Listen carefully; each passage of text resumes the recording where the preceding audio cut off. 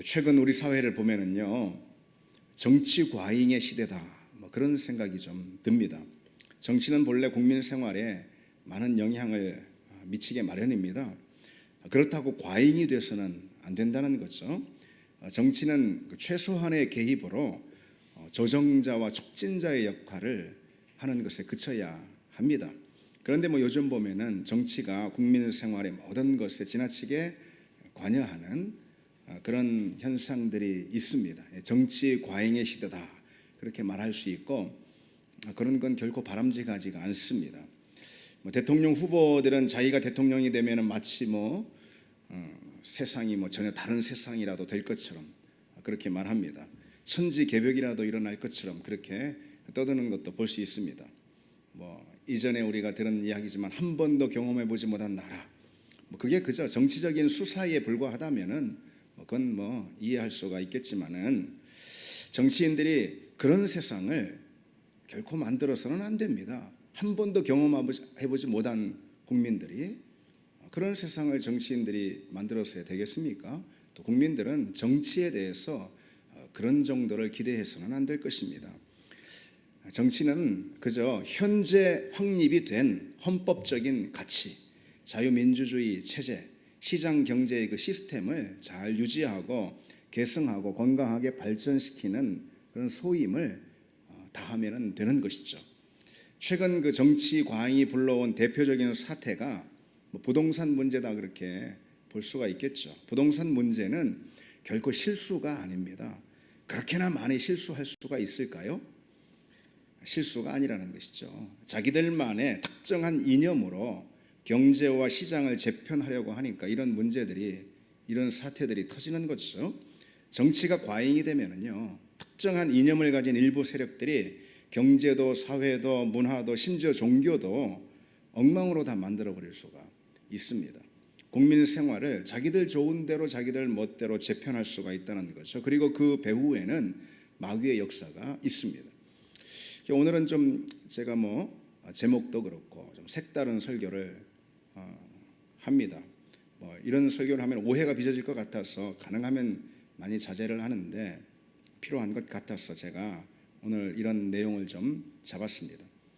제가 제일 싫어하는 사람은요, 주일에 예배당을 찾으면서 정치를 팔아먹는 정치인입니다. 요즘 많죠. 그보다 더 싫은 사람은 정치적인 색깔을 가지고 강단을 팔아먹는 목사입니다.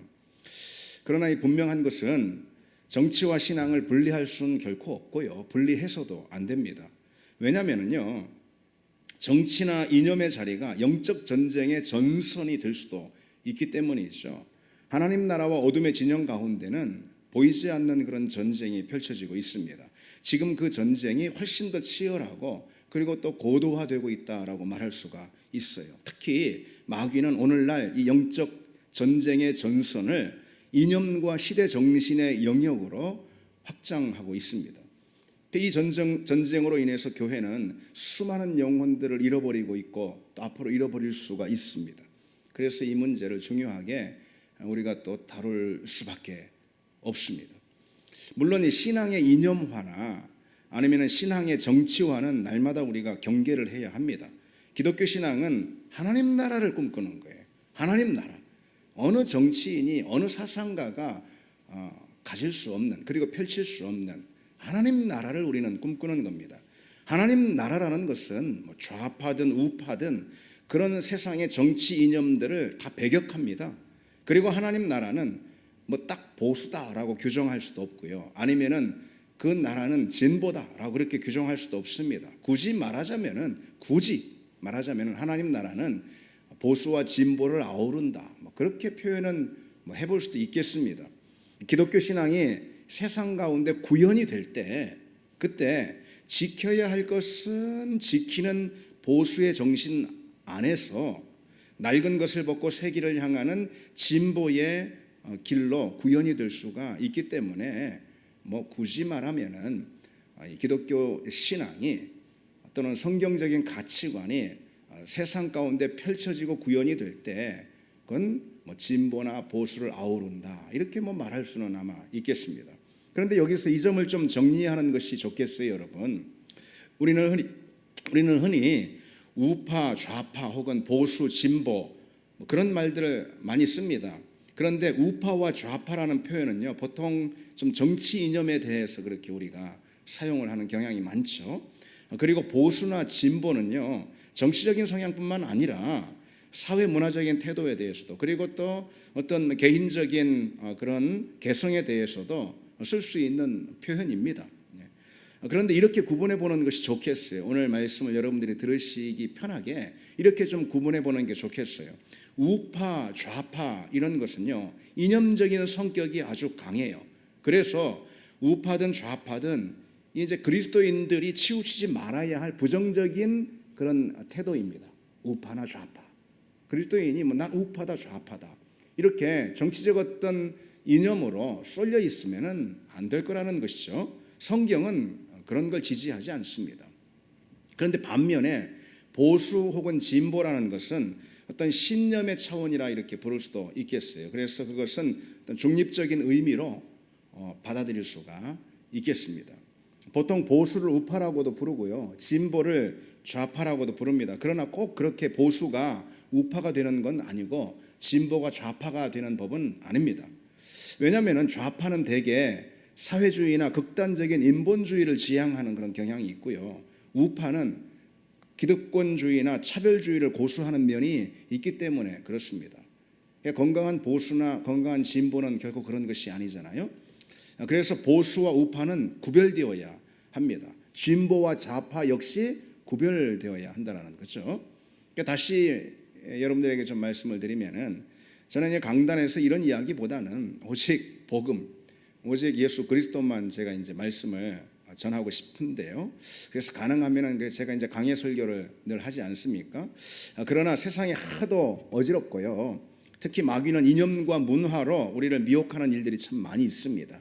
그래서 그런 점들을 분별하고 우리 신앙생활을 하는 것, 그것이 우리 영혼을 도둑질 맞지 않을 수 있는, 우리 영혼을 지킬 수 있는 그런 길이기 때문에 오늘 좀 이런 말씀을 잠시 나눕니다.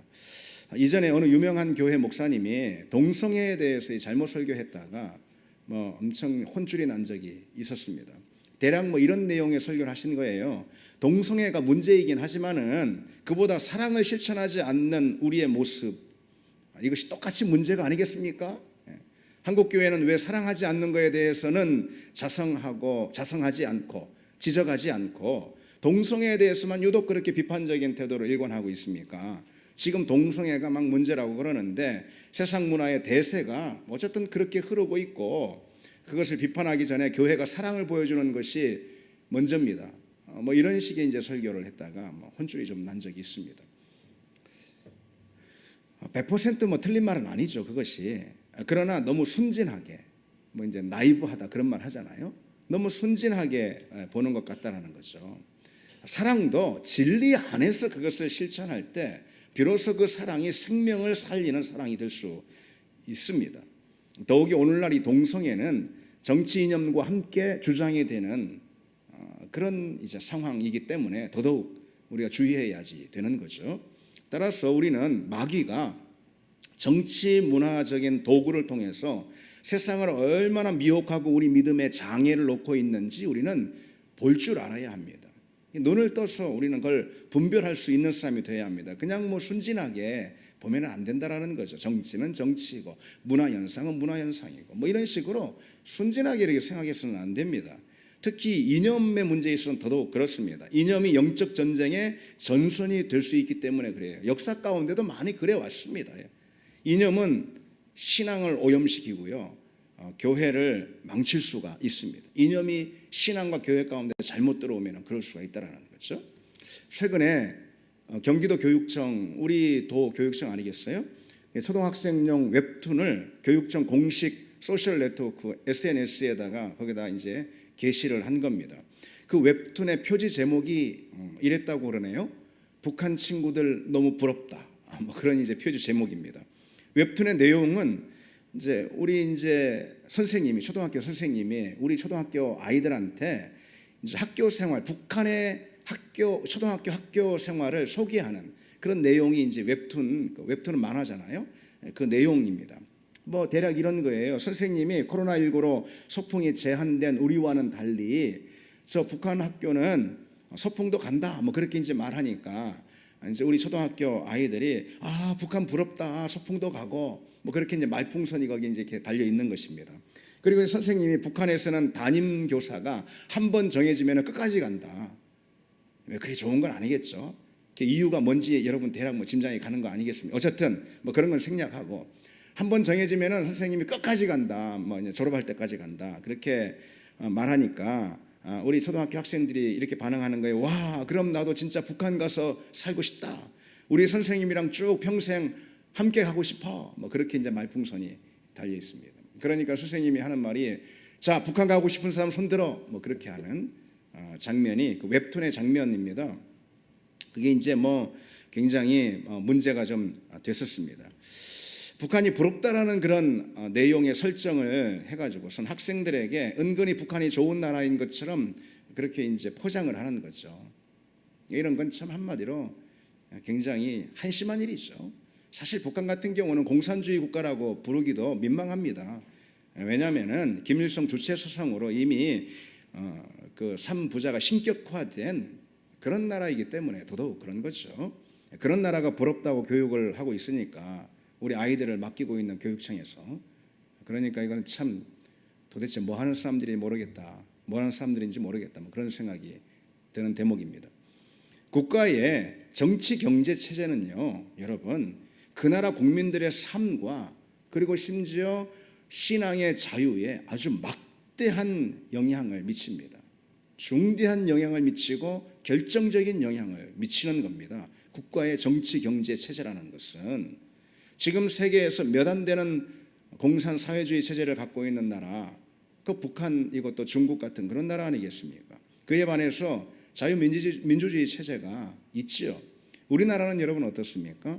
정치 체제로는 우리가 헌법에 보면은 정치 체제로는 자유민주주의이고 경제 체제로는 시장 자본주의입니다. 그리고 사회 체제로는 복지 사회를 채택하고 있습니다. 그것이 이제 우리 헌법이 가르쳐주고 있는 우리 국가 체제에 대한 설명입니다. 물론 그런 체제를 가진 나라라고 해서 뭐 다 좋은 나라는 아니고요. 많은 문제들이 그 안에도 또 있습니다. 그러나 그나마 인간이 역사 가운데 지금까지 쭉 발전시켜 온 왕정 체제, 뭐 봉건 체제, 뭐 이런 것으로부터 해가지고 그나마 지금까지 인류 역사 가운데 발전해 온 우리 인간에게 인간 사회에 가장 그래도 좋은 시스템이다라는 데 있어서는 이견이 없을 겁니다. 프란시스 후쿠야마라는 세계적인 정치학자가 있습니다. 이분이 쓴 역사의 종말이라는 이런 책이 있는데요. 이 분야에서 가장 탁월한 저술이라는 평가를 받고 있습니다. 이 프란시스 후쿠야마는 자유민주주의 체제가 인간에게 가장 좋은 정치 제도임을 역사의 비교를 통해서 설명하고 진술을 합니다.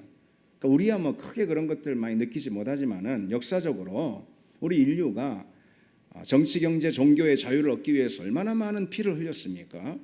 그럼 우리가 뭐 역사를 조금만 살펴봐도 우리가 알고 있는 것이고 다 배우지 않았습니까? 그리고 또 국민 모두가 평등한 참정권을 얻기 위해서 얼마나 많은 노력들을 우리 인류가 해왔습니까? 그렇게 얻은 것이 자유민주주의라는 국가 시스템 체제라는 거죠. 그런 체제를 가진 국가가 인류에게 참 우리 인간 사회 가운데 아주 유익한 제도이다라는 데는 이견이 없을 거라는 거죠. 특히 후쿠야마는 공산사회주의는 철저히 실패한 시스템이라는 것을 역사적으로 밝힙니다. 그런데 이제 여러분 우리나라를 한번 보십시오. 뭐 너무나도 당연한 이야기를 하고 있는 것 같지만은 우리나라를 한번 보십시오. 정치적으로 보수도 있고 또 진보도 있습니다. 문제는 실은 좌파면서 아까 진보와 좌파, 보수와 우파를 좀 구분해 볼 필요가 있다고 말씀드렸잖아요.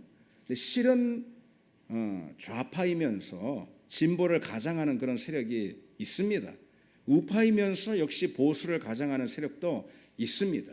흔히들 우리나라 정치권에는 진정한 보수가 없다 뭐 그런 말 많이 하는데 또 요즘 많이 느끼는 것은 진정한 진보도 없지 않나라는 그런 생각도 국민들이 많이 하고 있는 거죠. 특히 진보라는 말은 하지만은 좌파인 사람들이 참 많이 있습니다.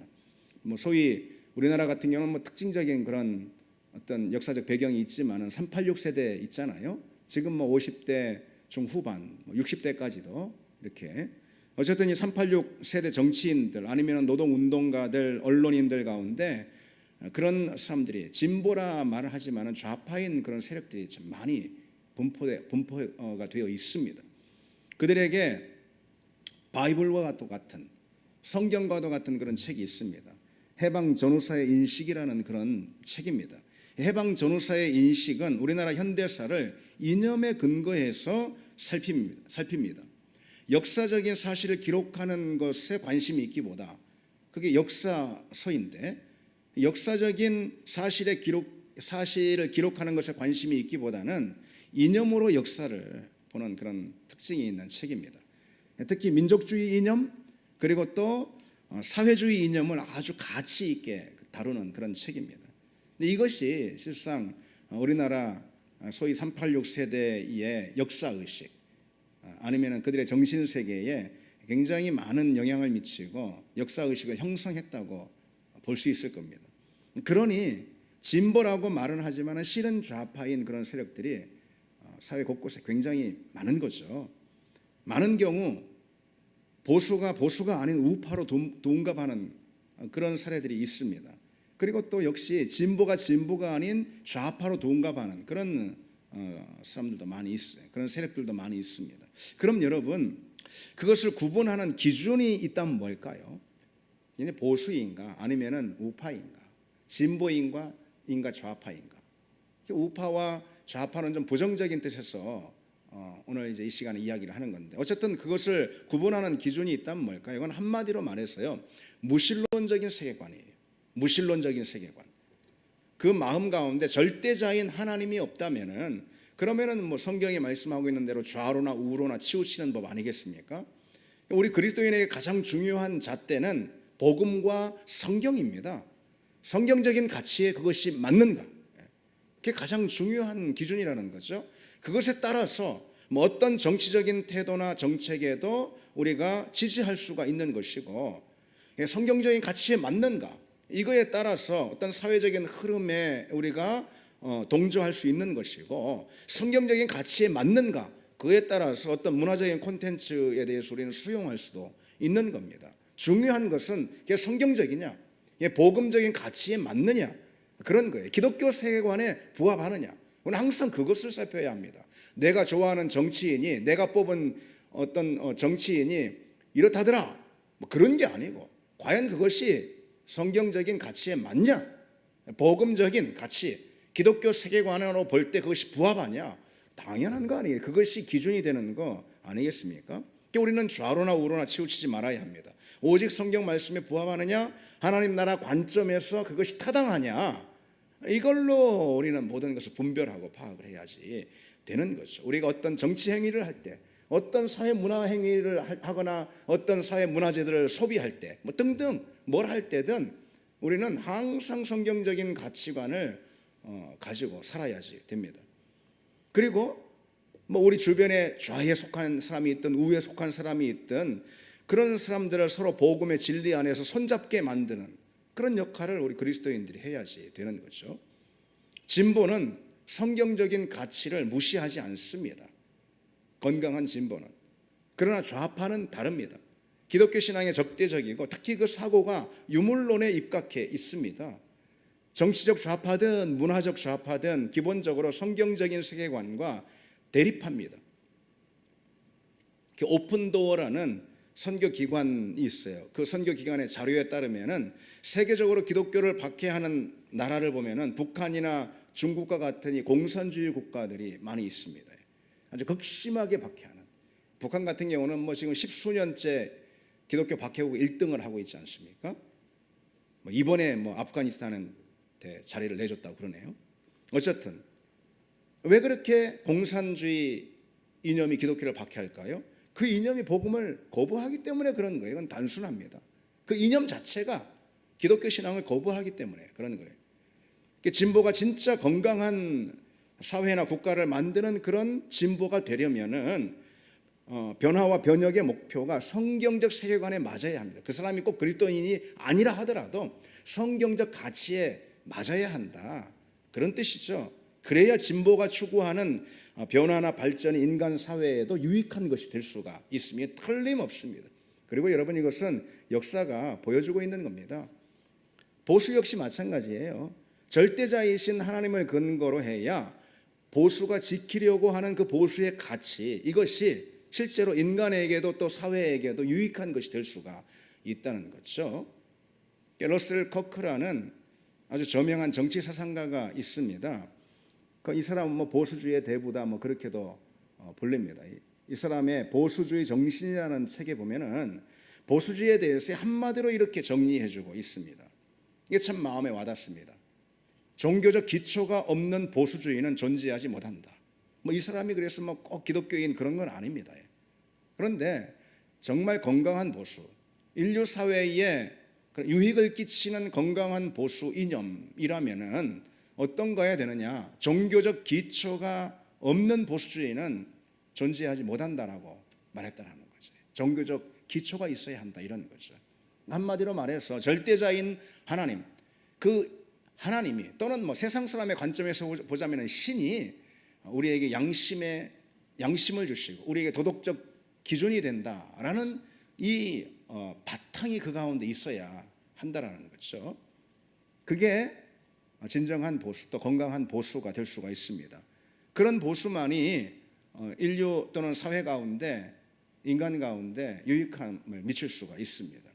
그렇죠. 성경이 가르치는 자유, 또 성경이 가르치는 평등, 성경이 가르치는 사랑이나 공동체, 이런 말씀이 실은 우리가 역사적으로 볼 때도 국가에서 뭐가 됩니까? 자유 사상으로, 국가에서 평등 사상으로, 그리고 사회 가운데 공동체 사상으로 이렇게 발전했다라는 것은 역사가 입증해주고 있습니다.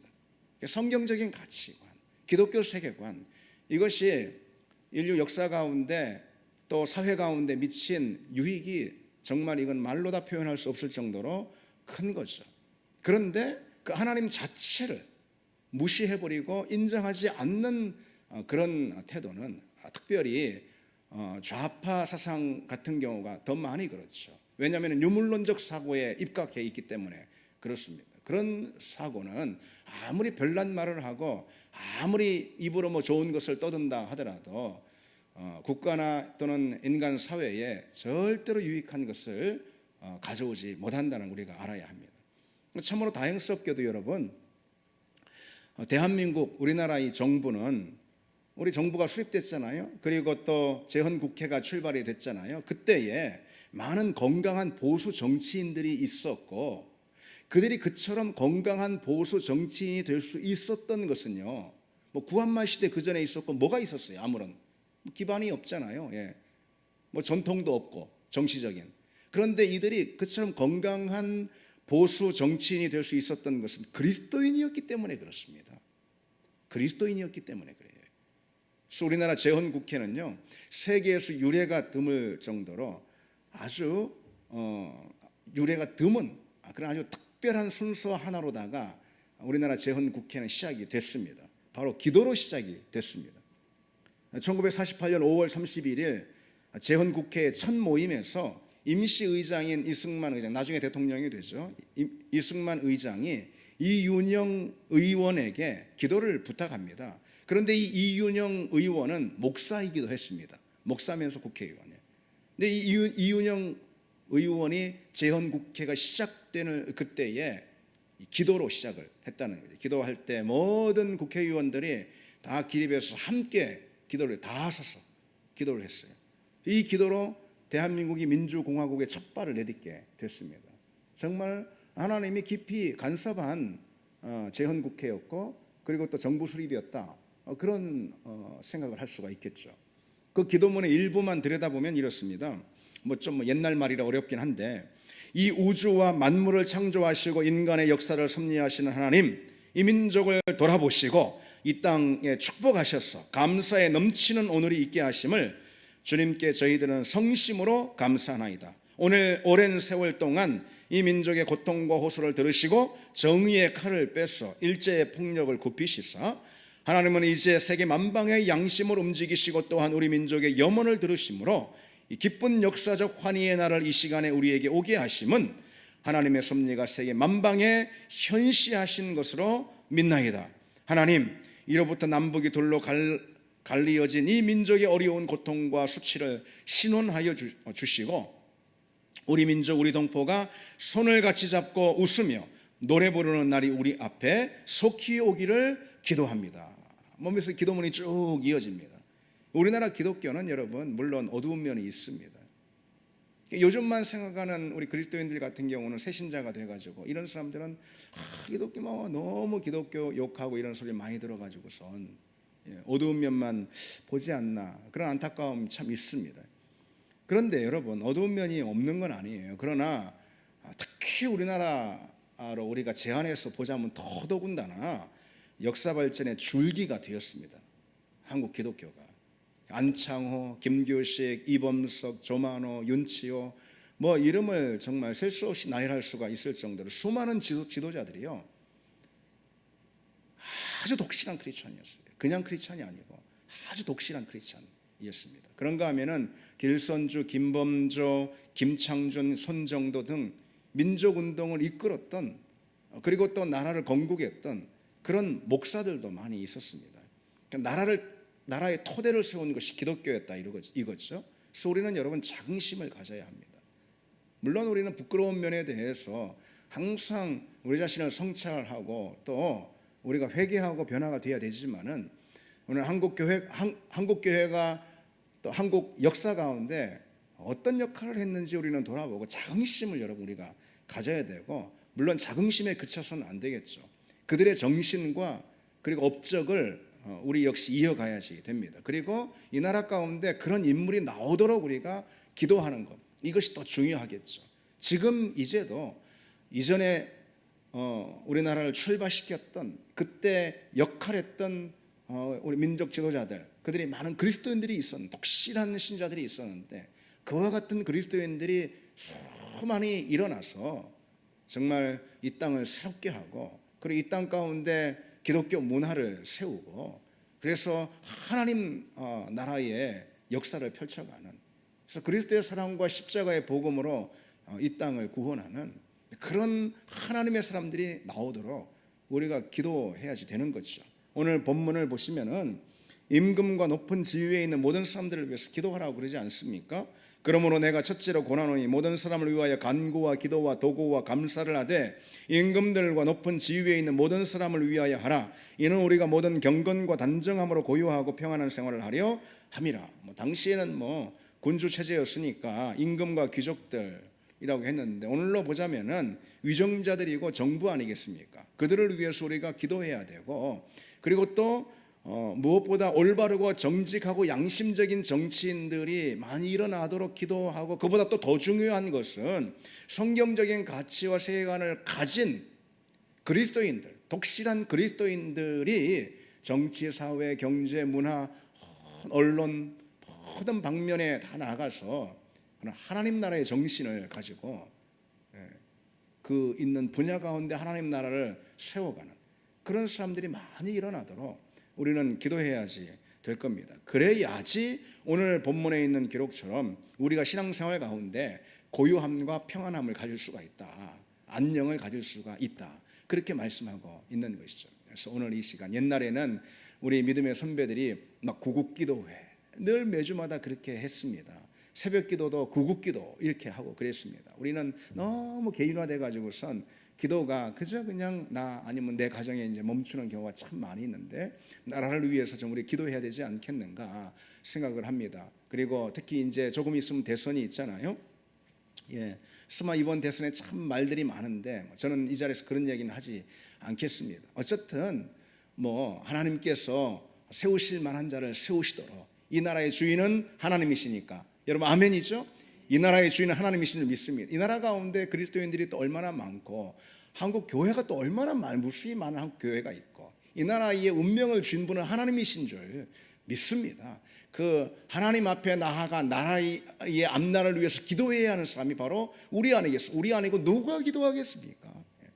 그래서 이 나라 앞으로 있을 이제 큰 여러 가지 이제 변화들을 위해서 우리가 기도해야지 되겠고요. 다만 중요한 것은 뭐 그게 보수든 진보든 이런 것이 아니고 기독교 세계관 하나님 나라를 펼칠 수 있는 그런 사람, 최고 통치자는 그런 사람이 아니라 하더라도 정사를 맡은 많은 여타의 사람들이 인물들이 그런 사람이 되어서 정말 우리나라가 든든히 하나님의 마음에 합한 나라로 서도록 기도해야 되지 않겠습니까?